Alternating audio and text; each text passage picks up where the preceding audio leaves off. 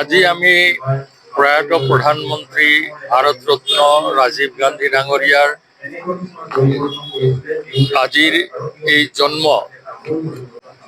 দিবসটো গোটেই ভাৰতবৰ্ষতে সদ্ভাৱনা দিৱস হিচাপে আমি পালন কৰি তেওঁৰ প্ৰতি শ্ৰদ্ধা নিবেদন কৰিছোঁ। আৰু এই সদ্ভাৱনা দিৱসৰ মূল উদ্দেশ্যটো হৈছে যে ভাৰতবৰ্ষত বসবাস কৰা বিভিন্ন জাতি জনগোষ্ঠী ধৰ্মীয় বিভিন্ন অঞ্চলৰ লোকৰ মাজত যাতে এটা ভাতৃত্বভাৱ গঢ়ি উঠে, সকলোৰ মাজত মিলাপ্ৰীতি হৈ যাতে ভাৰতবৰ্ষ এখন শক্তিশালী দেশ হিচাপে আমাৰ জাতি ধৰ্ম নিৰ্বিশেষে আমি গঢ়ি তুলিব পাৰোঁ, সেইটোৱে হৈছে মূল উদ্দেশ্য। আৰু আমি সকলোৱে জানো যে ভাৰতবৰ্ষৰ কনিষ্ঠতম প্ৰধানমন্ত্ৰী ৰাজীৱ গান্ধী ডাঙৰীয়াই অতি কম দিনৰ ভিতৰতে, কাৰণ তেওঁ আপোনালোকে জানে যে 85 তেওঁ নিৰ্বাচিত হৈছিলে প্ৰধানমন্ত্ৰী হিচাপে আৰু 91 চনত তেওঁ আততীতৰ হাতত তেওঁ প্ৰাণ বিসৰ্জন দিবলগীয়া হৈছিলে। আৰু সেই কম সময়ৰ ভিতৰতে তেওঁ যিখিনি কাম কৰি গ'ল ভাৰতবৰ্ষৰ কাৰণে, আপোনালোকে জানে যে যিটো প্ৰথম হ'ল যে আমাৰ দূৰসঞ্চাৰ ব্যৱস্থাৰ যিটো ব্যৱস্থা আছিলে, এই ভাৰতবৰ্ষৰ এটা বৃহৎ এটা উপমহাদেশত মানুহৰ মাজত সংযোগ কৰাটোৱে এটা ডাঙৰ কাম আছিলে। আৰু তেওঁ সেই ব্যৱস্থাটো পৰিৱৰ্তন আনি বৰ্তমানৰ যিটো যোগাযোগৰ ব্যৱস্থা, এই ব্যৱস্থা তেওঁ আৰম্ভ কৰিলে। আজি ভাৰতবৰ্ষই গোটেই পৃথিৱীতে ইনফৰমেশ্যন টেকনলজিৰ কাৰণে বিখ্যাত।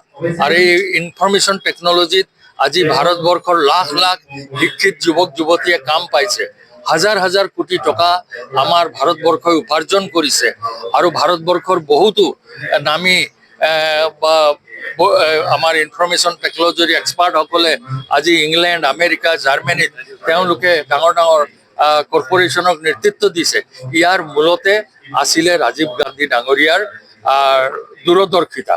আৰু সেই দূৰদৰ্শিতাৰ কাৰণে আমি ভাৰতবৰ্ষই আজি ইনফৰমেশ্যন টেকনলজিত এটা পৃথিৱীত এটা উচ্চ স্থান আমি গ্ৰহণ কৰিব পাৰিছোঁ।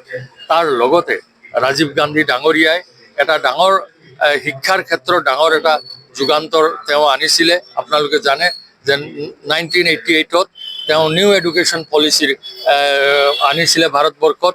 তাৰ লগতে ভাৰতবৰ্ষৰ দুখীয়া পিছপৰা গ্ৰাম্য অঞ্চলৰ ছাত্ৰ ছাত্ৰীসকলে যাতে উচ্চমানৰ শিক্ষা গ্ৰহণ কৰিব পাৰে, তাৰ কাৰণে গোটেই ভাৰতবৰ্ষতে এই নবোদয় বিদ্যালয়ৰ ব্যৱস্থাটো তেওঁ কৰিছিলে।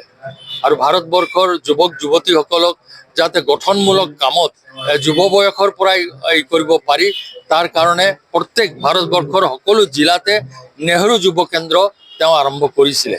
আৰু তাতোতকৈ ডাঙৰ কথা যে আমাৰ যুৱক যুৱতীসকলে যাতে তেওঁলোকে সক্ৰিয়ভাৱে আমাৰ এই গণতন্ত্ৰ প্ৰক্ৰিয়াত অংশগ্ৰহণ কৰিব পাৰে, তাৰ কাৰণে তেওঁ 21 বছৰৰ বয়স ভোটাধিকাৰৰ পৰা 18 বছৰলৈ নমাই অনাৰ এটা যুগান্তৰকাৰী পদক্ষেপ লৈছিলে। তাৰ লগতে ক্ষমতা বিকেন্দ্ৰীকৰণৰ কাৰণে আমাৰ ভাৰতবৰ্ষৰ যি পঞ্চায়ত ৰাজ ব্যৱস্থা, এই পঞ্চায়ত ৰাজ ব্যৱস্থাৰ মূল চিন্তা আৰু মূল ভেটিটো আমাৰ প্ৰয়াত প্ৰধানমন্ত্ৰী ৰাজীৱ গান্ধী ডাঙৰীয়াই কৰি গৈছিলে। এনেকুৱা কম সময়ৰ ভিতৰতে ভাৰতবৰ্ষৰ কোনো এজন প্ৰধানমন্ত্ৰীয়ে এনেকুৱা যুগান্তৰকাৰী কাম কৰা নাই। আৰু তাৰ লগতে তেওঁ ভাৰতবৰ্ষৰ মানে বিভিন্ন জাতি জনগোষ্ঠীৰ মাজত যাতে মিলা প্ৰীতি বাঢ়ে, তাৰ কাৰণেও তেওঁ কাম কৰিছিলে। আৰু আপোনালোকে সকলোৱে জানে যে আমাৰ যেতিয়া অসম যেতিয়া দুৰ্যোগ বানপানী হৈছিলে, তেওঁ নিজেই জীপ গাড়ী চলাই গুৱাহাটীৰ পৰা একেবাৰে শদিয়ালৈকে তেওঁ কাষত সোনিয়া গান্ধীক লৈ আমাৰ এই ডিব্ৰুগড়ৰ মাজেদিয়ে গৈছিলে। আৰু বিভিন্ন জেগাত তেওঁ মানুহক প্ৰত্যক্ষভাৱে যোগাযোগ কৰাৰ ব্যৱস্থা কৰিছিলে। তেনেকুৱা এজন মহান ব্যক্তিৰ জন্মদিনত আমি সদ্ভাৱনা দিৱস হিচাপে পালন কৰিছোঁ।